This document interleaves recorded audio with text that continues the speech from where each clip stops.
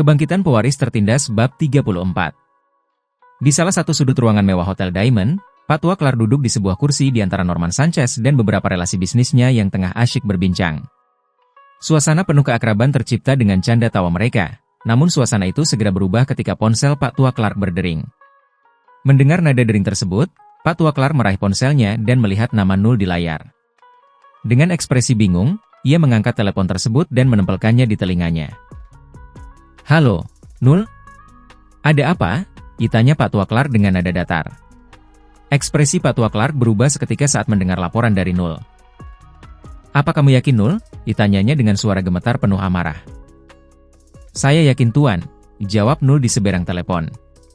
Wajah Pak Tua Clark seketika berubah menjadi tegang saat menerima informasi yang disampaikan oleh Nul, bawahan setianya yang diberi tugas menjaga cucunya. Tangannya gemetar. Pak Tua Clark mengepal erat ponsel yang ia pegang, seakan tak percaya dengan apa yang baru saja didengarnya. "Baiklah, terima kasih, Nul.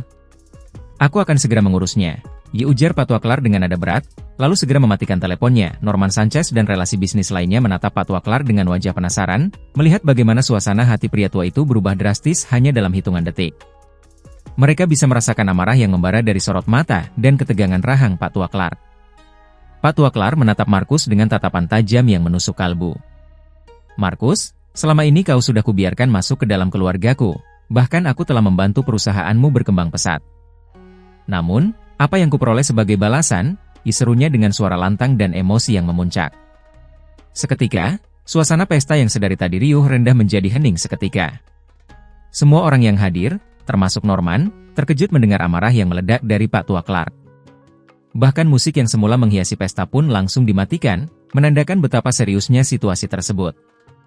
Markus yang menjadi sasaran kemarahan Pak Tua Clark tampak terkejut dan bingung. Wajahnya memerah, tangannya berkeringat dingin, dan hatinya berdebar kencang. "Tielman, ada apa ini sebenarnya?" tanya Norman memastikan. Di tengah keheningan yang menegangkan, Pak Tua Clark terus menatap Markus dengan tatapan yang penuh kekecewaan dan kemarahan. Semua orang yang hadir dalam pesta tersebut menunggu dengan napas tertahan, ingin mengetahui apa yang akan terjadi selanjutnya. Markus bergegas menghampiri Pak Tua Clark, dengan tubuh gemetar dan wajah pucat pasi. Tuan Clark, apa yang sebenarnya terjadi? Saya tidak pernah mengusik Anda, dan Anda juga tahu itu, bukan?" tanya Markus dengan suara yang sopan dan hati-hati, berusaha menenangkan amarah yang membara di dalam dada Pak Tua Clark. "Kau mungkin tidak pernah mengusikku, tapi apakah kau pernah mengajari anakmu untuk itu? Sekarang, anakmu mengirim orang untuk membunuh cucuku. Apa itu masih bisa dimaafkan?" "Hah?" jeraung Pak Tua Clark penuh amarah, membuat seisi ruangan pesta terdiam seketika. Ekspresi terkejut melukai wajah Markus, matanya terbelalak tak percaya. Ia menatap Pak Tua Clark dengan bingung dan ketakutan. Tidak, itu tidak mungkin, Tuan Clark. Anak saya tidak akan pernah melakukan hal seperti itu. Saya akan mencari tahu apa yang sebenarnya terjadi, ujar Markus dengan suara gemetar. Tidak perlu, kau akan membayar semuanya. Mulai hari ini hubungan sentral Clark Capital dan Hellas Group berakhir sampai di sini, dan bagi siapapun yang masih bekerja sama denganmu, bersiaplah untuk menerima akibatnya, ujar Pak Tua Clark lantang. Semua orang yang hadir di pesta, kini menatap Markus dengan wajah terkejut dan tak mengerti. Bisik-bisik kecil mulai terdengar di antara para tamu, membuat suasana pesta semakin tegang. Markus merasa seolah seluruh dunia menatapnya, menilainya, dan menyalahkannya atas sesuatu yang bahkan ia sendiri belum mengerti. Pak Tua Clark menatap tajam ke arah Markus, matanya menyala dengan kemarahan yang tak kunjung reda. Ia mengangkat tangannya, menunjuk ke arah Markus, dan berseru kembali dengan suara lantang, "Kau harus bertanggung jawab atas perbuatan anakmu, Markus. Aku tidak akan membiarkan hal ini berlalu begitu saja." Bruk! Markus ambruk di lantai. "Tuan Clark, tolong berikan saya kesempatan untuk..." "Sebastian, seret dia keluar dari sini," potong Pak Tua Clark sebelum Markus selesai bicara. Mengetahui dirinya sudah di ujung tanduk, dan juga hotel tersebut sudah bukan miliknya. Markus bergegas memeluk kaki Pak Tua Clark. "Tuan Clark, saya mohon, beri saya kesempatan," ucapnya sambil menangis. Namun, Sebastian dengan sigap meraih Markus dan menyeretnya keluar. Semua orang yang ada di sana hanya bisa menatap iba Markus. Karena tahu nasib keluarga Hellas akan segera berakhir. Orang-orang yang bekerja sama dengan Hellas Group tanpa gelisah, menghubungi asisten masing-masing untuk membatalkan kerjasamanya. Mereka berusaha menjauh dari masalah Markus, agar bisnis mereka tak ikut hancur. Di tengah suasana yang panik itu, Norman mencoba menghibur Pak Tua Clark. "Tielman, duduklah." "Ada apa sebenarnya?" tanyanya lembut, penuh perhatian. Pak Tua Clark menghela napas panjang, lalu duduk kembali di samping Norman.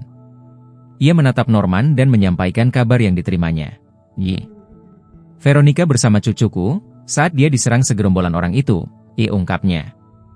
Mendengar kabar itu, Norman langsung terkesima, wajahnya berubah gelap dan matanya membelalak. Emosinya terpancar dari suaranya. "Bajingan itu! Dia pikir dia siapa? Akan kupastikan dia tidak akan pernah bangkit lagi," ujarnya dengan nada keras sambil menghubungi seseorang dengan tangan bergetar. Pak Tua Clark tersenyum getir. Orang-orang yang duduk bersama mereka berdua saling pandang dan menelan ludah. Mereka merasa ngeri merasakan suasana tegang itu. Di dalam hati mereka sudah merasa yakin, nasib keluarga Hellas sepertinya sulit untuk diselamatkan lagi. Bab 35. Marco, yang belum mengetahui kegagalan rencananya untuk melenyapkan Vincent, tengah menikmati malamnya di sebuah diskotik. Dikelilingi oleh beberapa wanita penghibur yang duduk di sekelilingnya, ia merasa puas dan percaya diri. Cahaya lampu disko berpendar, menambah semarak suasana pesta. Tiba-tiba, sosok berpakaian serba hitam muncul di sisi Marco. Tanpa basa-basi, orang tersebut menyeret Marco dari mejanya, membuat wanita-wanita penghibur terkejut. "Brengsek, apa yang kau lakukan?" giraung Marco mencoba melawan, namun sia-sia. Kekuatan orang berpakaian hitam itu jauh lebih besar daripada dirinya. Dengan satu gerakan cepat, pria berpakaian hitam itu membanting Marco ke meja yang sebelumnya ia tempati. Meja itu hancur berkeping-keping, dan Marco merasa sakit yang menyiksa di seluruh tubuhnya. Orang-orang yang menyaksikan kejadian tersebut berteriak histeris. Marco mencoba bangkit, namun pria berpakaian hitam itu menekan tubuhnya dengan keras, memastikan bahwa Marco tak bisa melarikan diri. "Kau telah bermain-main dengan orang yang salah, Marco," ucap pria itu dengan suara menggertak. Suasana diskotik seketika menjadi hening saat penjaga diskotik berlari masuk, menghentikan musik yang menggelegar. Mereka menemukan seorang pria sedang menekan Marco yang merupakan salah satu tamu VIP, tergeletak di lantai dengan tidak berdaya. "Apa yang kau lakukan? Lepaskan dia," bentak salah satu penjaga diskotik dengan amarah yang membara, siap untuk melancarkan serangan. Pria yang menekan Marco dengan kakinya itu menoleh ke arah penjaga diskotik, menatap tajam tanpa rasa takut. "Kurasa kalian tak perlu ikut campur urusan ini," sahutnya santai. Salah satu teman penjaga diskotik segera menarik pria yang bicara barusan mundur, berbisik pelan di telinganya. "Lebih baik kita jangan ikut campur." "Apa maksudmu?" tanya pria itu bingung. Rekannya menghela napas. "Lihat tato di bawah telinganya, dia pengawal bayangan keluarga Clark," ujarnya dengan wajah ketakutan. Mendengar nama keluarga Clark, penjaga diskotik yang tadinya bersemangat langsung mengendurkan posturnya. Mereka tahu betul bahwa keluarga Clark merupakan salah keluarga paling berpengaruh di negara ini, dan tak ada yang berani berurusan dengan mereka. Pria pengawal itu mengangkat Marco dan menyeretnya keluar. Tidak ada yang berani menghalangi sama sekali, bahkan para penjaga diskotik memberikan jalan untuknya. Sementara itu, di luar Hotel Diamond, Marcus terlihat sedang bersimpu dengan wajah penuh kekhawatiran. Ia tahu bahwa karir dan hidupnya kini telah berakhir. Sebastian yang tengah mengawasinya hanya tersenyum sinis, menikmati penderitaan Marcus. "Tuan muda," disapa Sebastian tiba-tiba bersama bawahannya sambil membungkuk hormat. Marcus yang penasaran dengan sosok Tuan muda Clark, langsung menoleh. Namun, ia mengernyitkan dahi saat melihat yang datang adalah Vincent dan Veronica.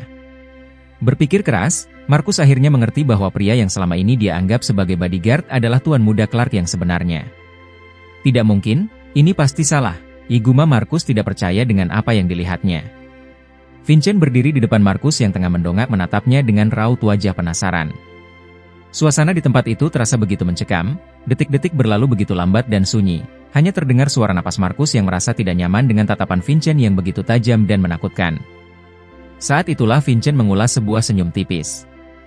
"Ya, kau benar, Tuan Hellas, akulah cucu Patua Clark, kenapa kau terkejut?" ucapnya dengan nada santai namun penuh otoritas. Marcus menggelengkan kepalanya perlahan. Tampak terkejut dan bingung. Dia baru menyadari apa yang sebenarnya terjadi dan kesalahan yang telah diperbuatnya. Merasa pernah memberikan perintah pada anaknya untuk melenyapkan Vincent demi kepentingan bisnis mereka. Dengan perasaan takut dan penuh penyesalan, Marcus berlutut di depan Vincent.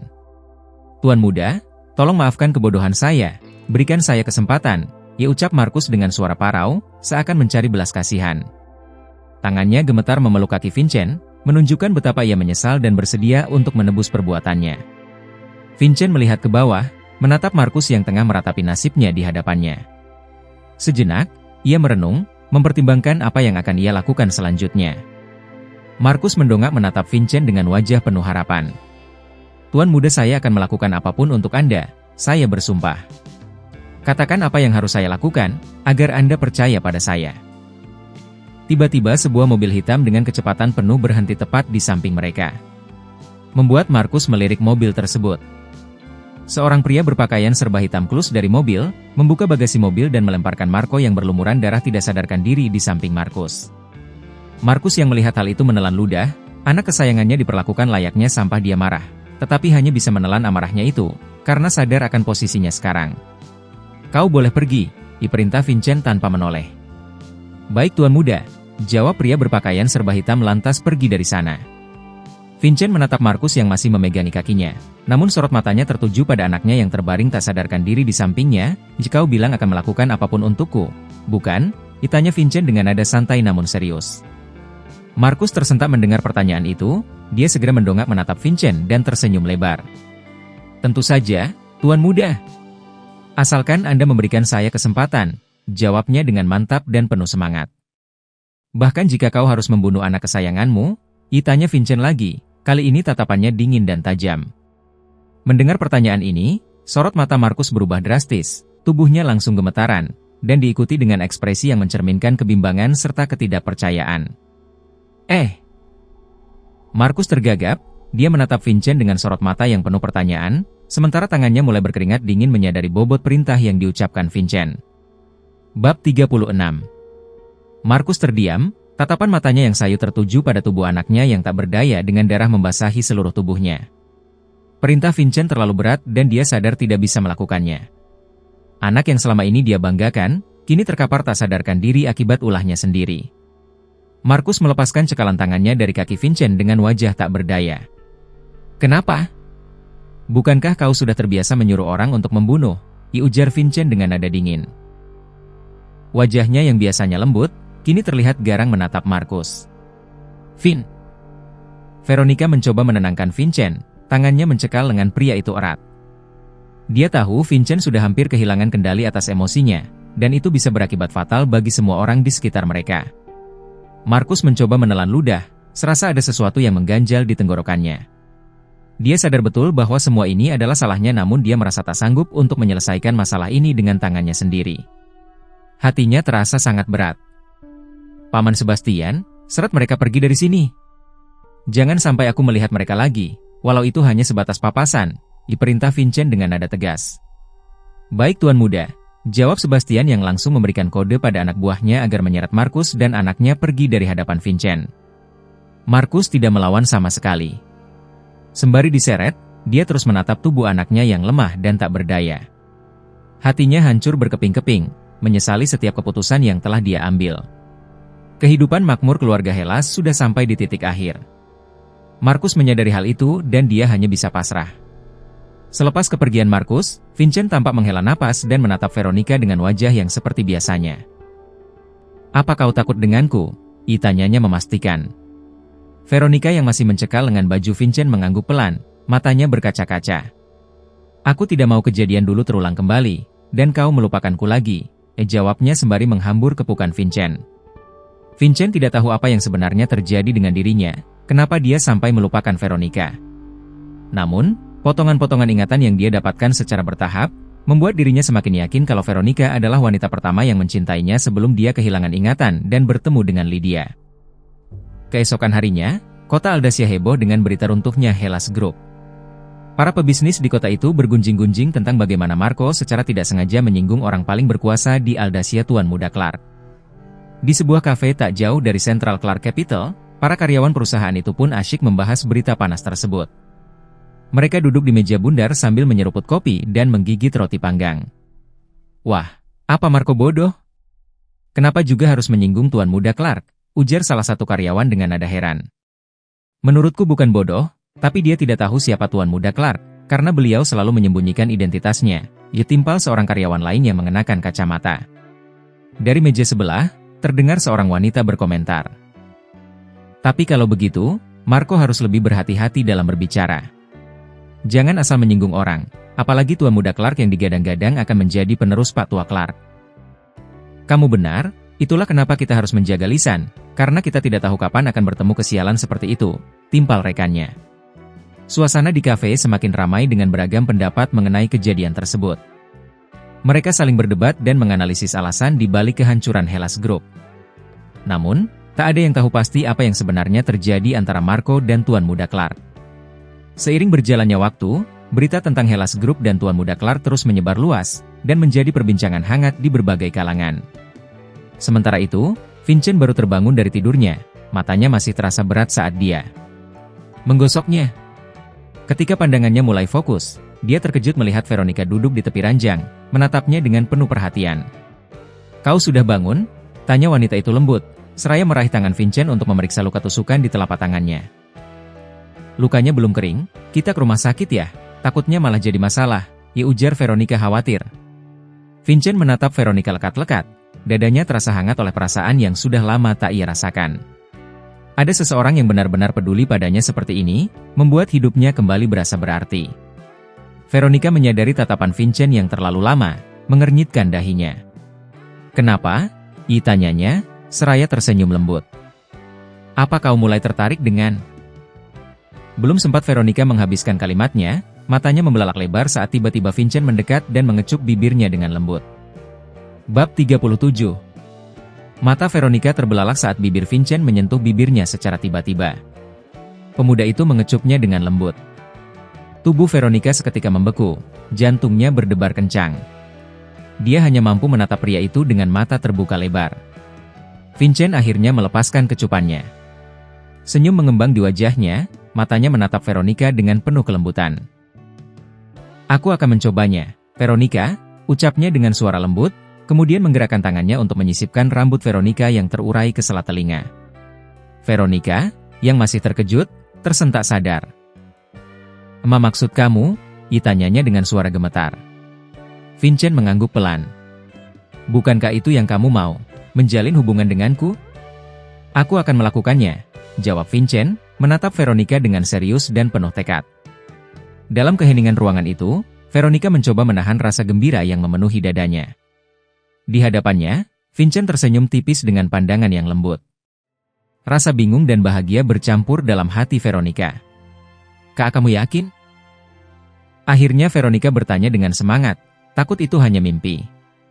Vincent mengangguk pelan, menatap Veronica dengan tulus. "Namun, aku ingin kamu tidak terlalu berharap denganku dan menjalaninya secara alami. Bagaimana?" Veronica merasa seolah dunia berputar lebih cepat saat itu.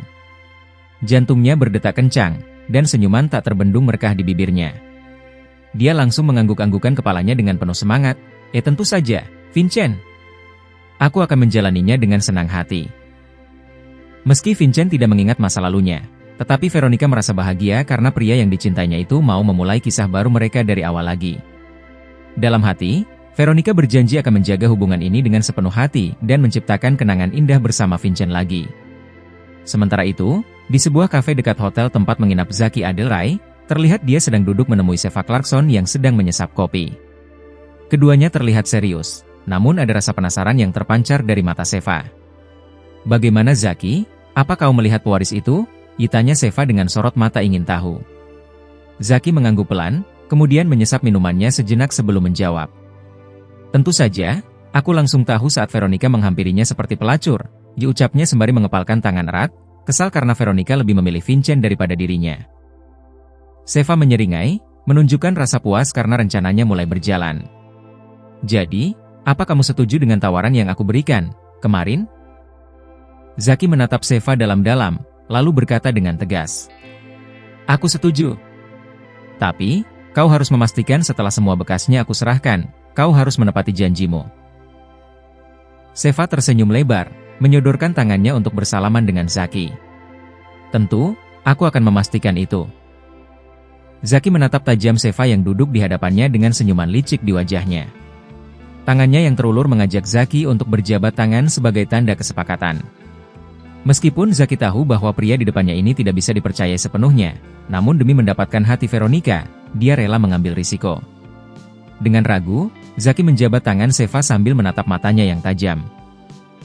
"Aku harap kau tidak menodai kesepakatan ini, Sheva Clarkson," ucap Zaki dengan nada dingin. Sheva hanya mengulas senyum tipis di wajahnya, seakan mengejek keputusan Zaki. "Tentu, aku pastikan semua berjalan lancar," balas Sheva sambil mengepalkan tangan mereka, menegaskan janjinya. Setelah selesai berbicara dengan Zaki, Sheva berjalan keluar dari kafe dengan langkah mantap, mengepalkan tangan di sakunya. Dia merasa puas setelah berhasil mencapai kesepakatan dengan Zaki. Saat melangkah mendekati mobilnya, sosok pria parubaya sudah menunggunya di dalam mobil. Dari balik kaca mobil yang berwarna gelap, Sheva bisa melihat senyum licik pria itu.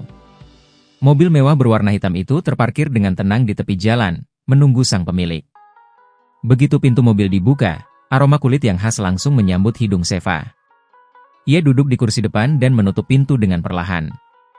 "Apa dia mau bekerja sama dengan kita?"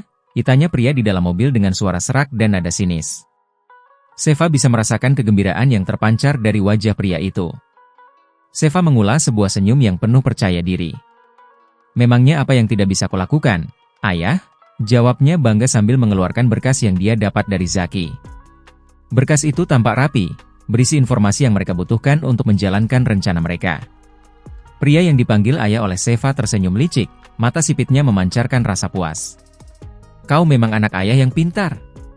Dengan ini kita bisa memulai masuk ke dalam kehidupan tua bangka itu," puji pria itu sambil menepuk-nepuk bahu Sheva dengan seringai tipis di sudut bibirnya. Sheva menatap ayahnya dengan mata berbinar. Dia juga sudah tidak sabar untuk mulai memasuki jajaran pewaris keluarga Clark dengan persiapan mereka. Bab 38. Vincent mengajak jalan Veronica ke pusat hiburan kota Aranka. Karena weekend, tempat tersebut cukup ramai. Mereka mencoba beberapa permainan layaknya sepasang kekasih yang tengah berbahagia. Wajah Veronica berseri-seri, tak mampu menyembunyikan kebahagiaannya. Vincent, yang sebelumnya masih terluka karena mantan istrinya, kini tampak ikut bahagia bersama Veronica. "Vin, aku beli minuman dulu, haus," ucap Veronica tiba-tiba. "Biar aku saja, kamu tunggu di sini," pinta Vincent sambil tersenyum.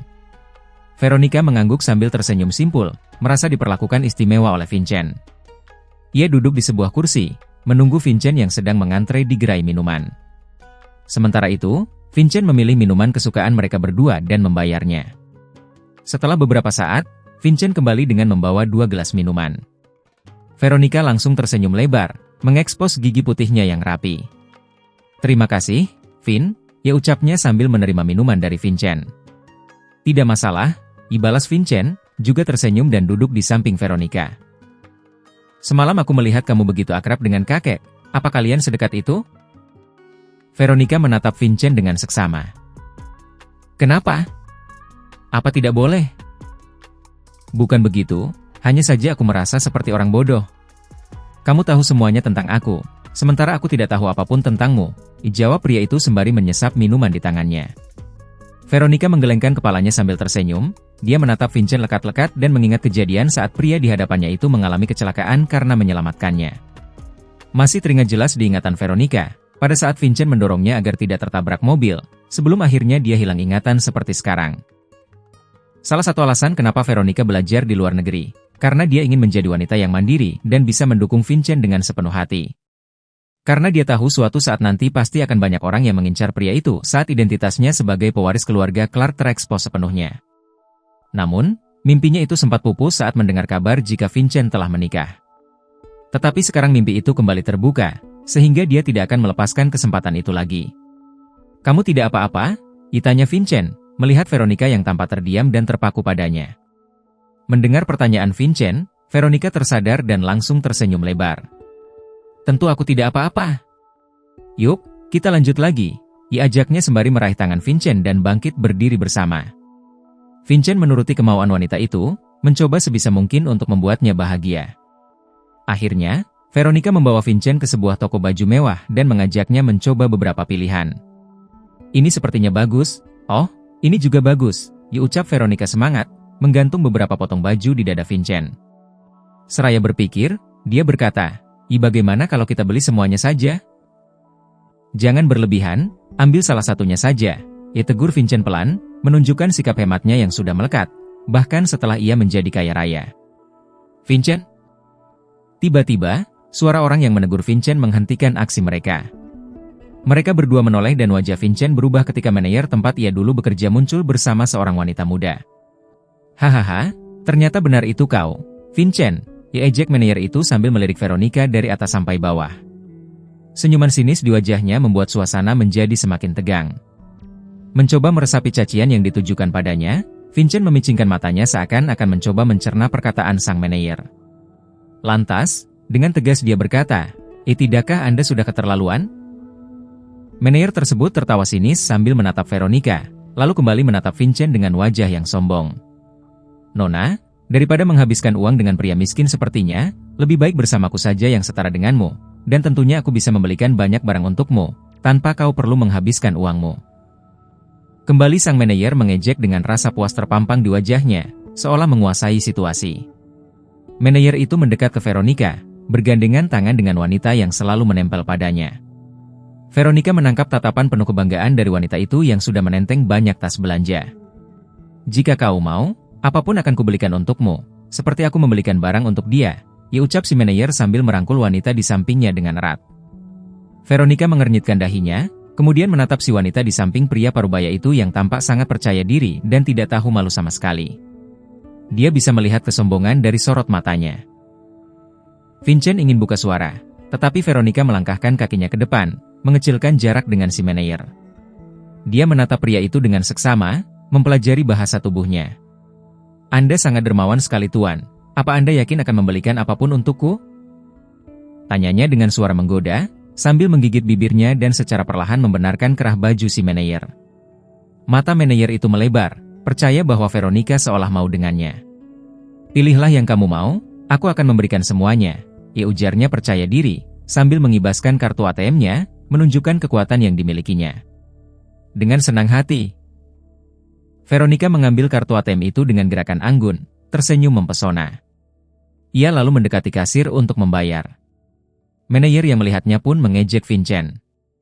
Lihat Vincent, dengan uang, kamu bisa mendapatkan apapun, bahkan wanita secantik dia pun tergila-gila dengan uang, hahaha.